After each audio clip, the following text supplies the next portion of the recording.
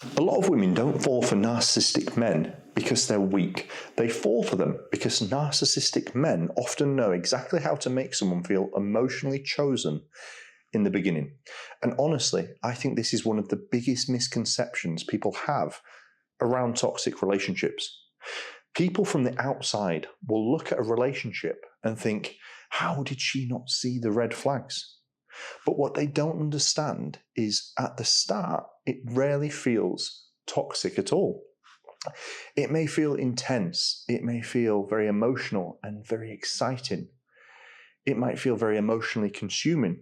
And for a lot of women, especially women who are deeply empathetic, emotionally giving, or craving emotional security, that intensity can feel very similar to love. And that's the dangerous part.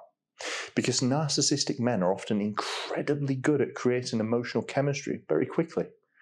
They will build fast attachment, fast intimacy, fast future talk, fast emotional bonding. And when somebody suddenly makes you feel deeply desired, deeply wanted, deeply pursued, your nervous system can confuse that intensity for safety. I remember speaking to a woman who told me, she said, Brandon, no one had ever made me feel that special that quickly. And that sentence explains a huge part of the problem, because healthy love often feels much steadier. It'll feel calm, consistent, and it'll still be exciting, but it will feel more safe. But if someone grew up around emotional inconsistency, emotional neglect, chaos, criticism, or unstable affection, calm can actually feel unfamiliar, sometimes even boring. And this is where so many women accidentally become attracted to emotionally dangerous men. Not consciously, obviously, but psychologically, because the nervous system starts associating emotional highs and lows with passion. The uncertainty becomes addictive. The validation becomes addictive. The whole chase of the scenario becomes very addictive. And narcissistic men are often masters in this cycle. They will pull you close, then become very distant. So they'll make you feel in one moment very much adored, then suddenly become emotionally unavailable. And what that will do is that will create anxiety. And then, temporarily, they will relieve it with affection again. And over time, what this will create is known as a trauma bond. Now, by the way, if you're new here, my name is Brandon. I have over 1 million people follow my daily insights across YouTube, Instagram, and Facebook. I've researched relationship dynamics like this for years, and I'm also the co-founder of the Clear Minds app, a hypnotherapy app that has helped over 2.3 million people globally.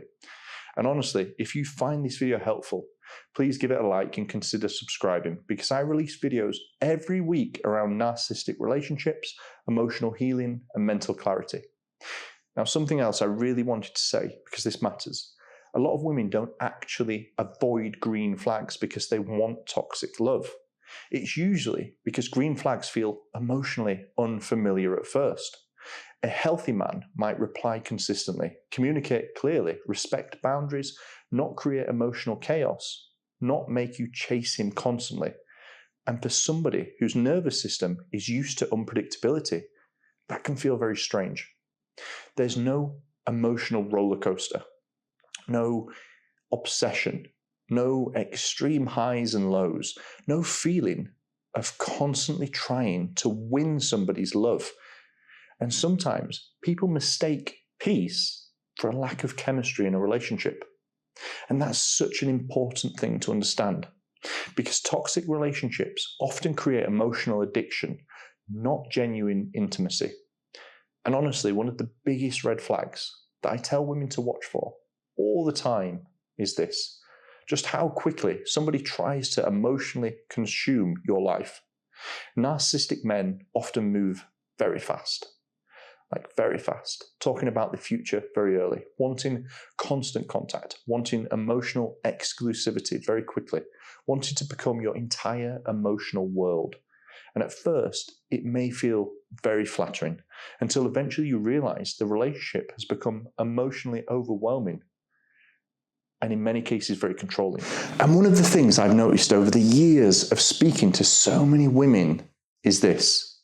A lot of them were never actually craving toxic love. They were craving emotional certainty. They wanted to feel chosen, wanted, prioritized, safe, and important in someone's world. The problem is, narcissistic men often imitate those things very convincingly, especially in the beginning. But real love is not emotional confusion.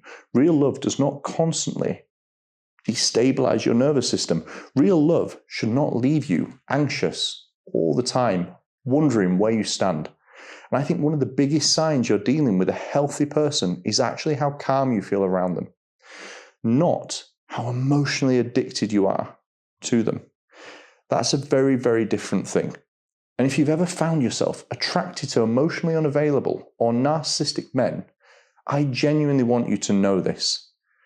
It does not mean there is something wrong with you, but it may mean your nervous system has learned to associate emotional inconsistency with love, and that pattern can absolutely be healed.